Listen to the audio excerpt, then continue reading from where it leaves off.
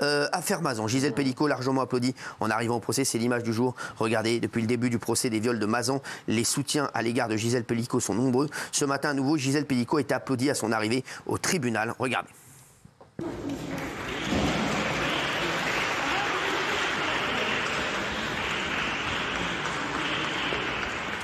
Alors, Tiffany Nozière est avec nous, avocate. Merci, Tiffany Nozière, avocate et romancière, parce qu'on se pose 4 questions sur cette affaire. Vous allez nous y répondre. Merci déjà d'être avec nous.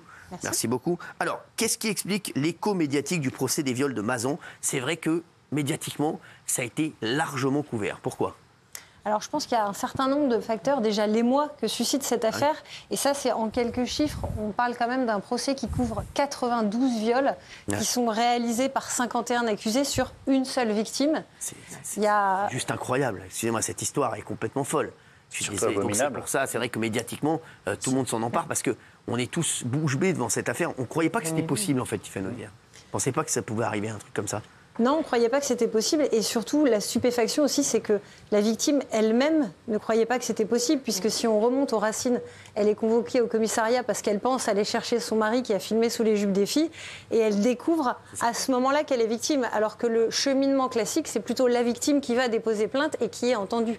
D'où la stupéfaction pour tout le monde. C'est bien de le dire, ça c'est vrai que cette histoire, parce que ça vous permet de refaire un point sur cette affaire. Au départ, elle y va parce que son mari a été filmé sous les jupes des filles et elle se rend compte que la principale victime, c'est elle. C'est absolument incroyable.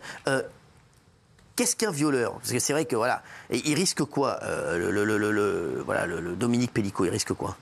Je pense que, en tout cas, ce qui est fou dans ce procès, et là où on peut en tout cas saluer son courage, parce qu'on parlait aussi de la médiatisation, c'est qu'elle a accepté que le procès ne soit pas à huis clos, ce qui est normalement et la pratique sur ce type de procès.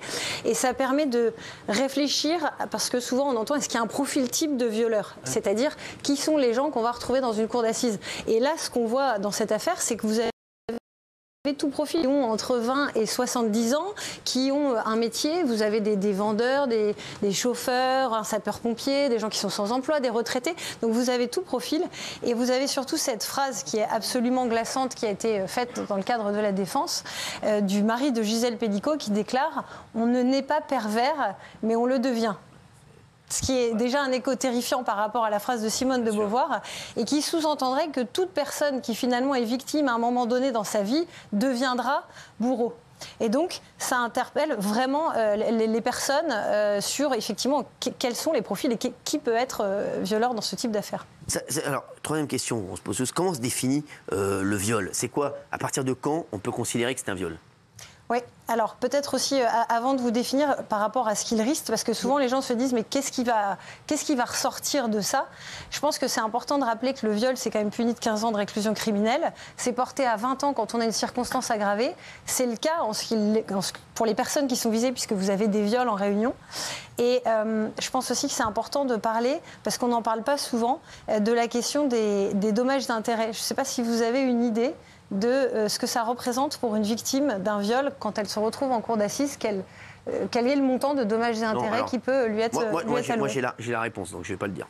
Parce que voilà, je l'ai sur mes... Certainement trop peu, certainement. C'est trop peu, je vous le dis. 250 €. Combien?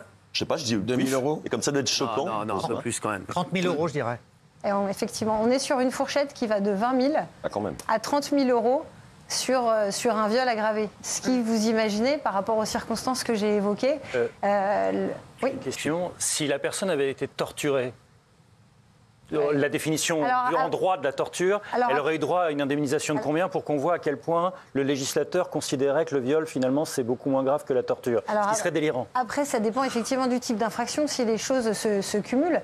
Mais en tout cas, ça donne l'idée vraiment. Après, il y a des barèmes qui peuvent évoluer, mais on a quand même une certaine homogénéité sur les cours d'assises. Mais ça donne une idée de ce qu'on chiffre aujourd'hui comme le prix de la violence, qui effectivement est totalement déconnecté de la réalité. Et par rapport à ça, justement, la question que vous posiez aussi, Cyril, sur comment on définit finalement un viol, et ben aujourd'hui, dans la loi, c'est un acte de pénétration sexuelle qui est réalisé sous la surprise, la contrainte ou la violence. Alors, si je dis la violence, tout le monde se figure assez facilement ce que c'est. Si je dis la contrainte, alors ça peut être la contrainte physique, mais ça peut être aussi la contrainte morale, c'est-à-dire typiquement, vous avez des cas dans les arrêts qui ont été rendus par les tribunaux d'un directeur qui a autorité sur une élève et donc elle se sent obligée de, ça c'est la contrainte. Et le dernier, la surprise, que les gens perçoivent moins facilement. La surprise, eh bien, par exemple, vous avez eu des arrêts dans la jurisprudence d'un homme qui s'introduit la nuit au domicile d'une femme dont le mari est absent, se faisant passer pour le mari. Ça peut paraître... voilà, mais vous avez eu récemment aussi un arrêt d'un septuagénaire qui a été condamné parce qu'il rencontrait des jeunes femmes sur des sites, leur donnait rendez-vous dans des hôtels et il se faisait passer pour un homme de 40 ans avec un certain physique, etc. Et c'était évidemment pas ça. Donc ça, c'est la surprise. Et au-delà de ça, ce qu'il faut dans un viol, c'est qu'il faut l'intention. C'est-à-dire qu'il n'y a pas de crime s'il n'y a pas d'intention. Et tout ce qui est mis en avant dans ce procès, par un certain nombre d'accusés, c'est « Ok, j'ai eu un rapport sexuel, mais je n'avais pas l'intention de violer Gisèle Pelicot ». Et à l'appui de la défense, parce qu'il faut entendre aussi des arguments des avocats de la défense, c'est de dire « Mais on était face à un couple qui pratiquait des jeux libertins. Et donc, moi, je suis arrivée pensant que, en fait, c'était une mise en scène, etc. Sauf qu'il y a tout un tas d'éléments qui sont fournis, grâce au fait qu'elle ait accepté la publicité des débats, qui remettent clairement ça en cause, puisque vous avez notamment certains qui témoignent qu'elle dormait, puisqu'elle ronflait, que les gens se sont mis sur un forum pour participer qui s'appelait « À son insu ». Donc, qui ne prête pas de doute, et qu'on leur demandait d'attendre dans la voiture, qu'elle soit bien endormie et qu'ils viennent les ongles courts pour ne pas laisser de traces, etc. Donc clairement, ça va être totalement battu en brèche. Il y aura un avant, un après cette Mazan, certainement. Qu'est-ce que ça peut changer, ce procès, cette affaire ? Moi, je suis convaincue qu'il y aura un avant et un après. Déjà, c'est un procès qui est regardé, pas qu'en France, mais vraiment aussi au-delà de nos frontières et qui pose une vraie question, en tout cas, nous, sur la définition que je vous ai donnée du viol, puisque là, vous avez le cas de la soumission chimique et on voit que ça ne colle pas forcément avec les critères légaux que je vous ai définis. Et surtout, ce qui paraît totalement fou, c'est que dans le texte de l'infraction, à aucun moment, vous n'avez le mot consentement. Il apparaît nulle part.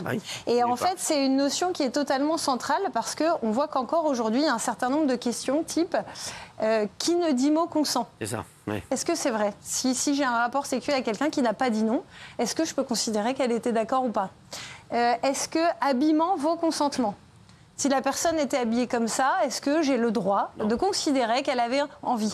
Et là, avec ce procès, ça permet de mettre en lumière, de dire il faut expliciter le mot consentement et changer la preuve qui consisterait à dire aujourd'hui, il faut que le mis en cause dans ce type d'affaires démontre que la personne en face était consentante, d'une part, et d'autre part, s'il avait un doute sur le consentement, qu'il a pris toutes les mesures raisonnables permettant de penser qu'il y avait réellement consentement.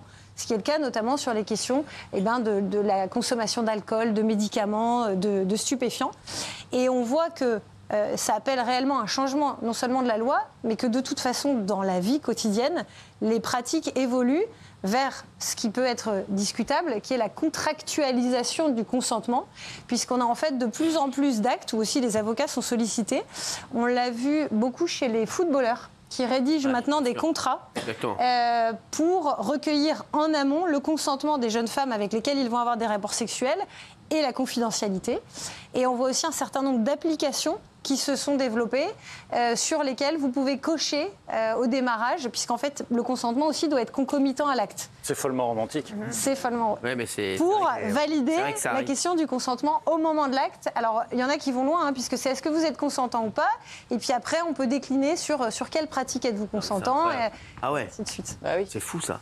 Merci. Merci, Tiffany Nozière. Franchement, on a... Mais la défense cherche toujours des circonstances atténuantes. J'ai écouté un peu ce qu'ils disaient. Tous ces jeunes gens, là, ou ces personnes qui sont venues, ils ont dit il y en a un qui a été violé quand il était jeune, l'autre il a fait ceci, il a fait cela. Est-ce que ça, c'est recevable ou pas ?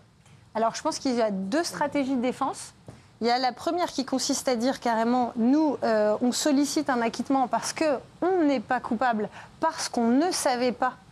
Donc, si on ne savait pas, eh bien, ça veut dire qu'on n'avait pas l'intention. Ça, c'est le premier angle.